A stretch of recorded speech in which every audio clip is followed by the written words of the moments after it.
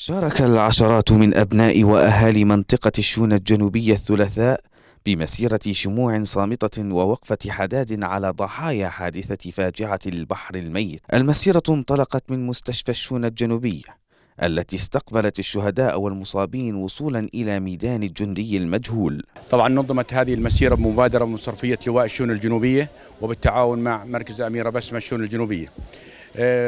بداية بدي أشكر كادر مستشفى الشونة الجنوبية، وأشكر جميع الأجهزة الأمنية التي شاركت في هذا الألم الحزين، وأشكر جميع الأهالي الذي ساندونا، أهالي لواء الشونة الجنوبية، الشكر الجزير لهم. وإن دل الشيء وإنما يدل على انتماء هذا المواطن للوطن وقائد الوطن.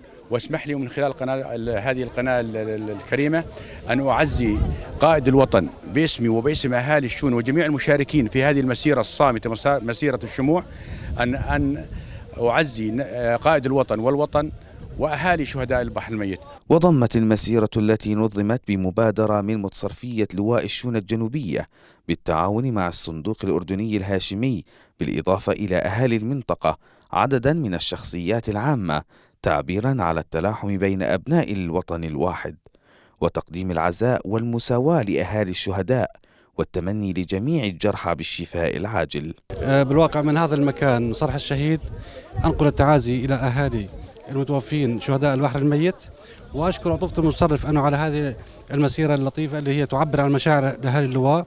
وأشكر بالواقع جميع أهالي لواء الشونة الجنوبية الذين هبوا للمساعدة في ذلك اليوم المشؤوم. وأشكر الحقيقة أنا لبت النداء وجدت أمنت مع اللقاءات. شكرا لكم. المشاركون أشعلوا الشموع على أرواح الشهداء، إلا أن شهداءنا شمعة لن تنطفئ وستبقى ذكراهم خالدة في عقول كل أردني عايش فاجعة البحر الميت.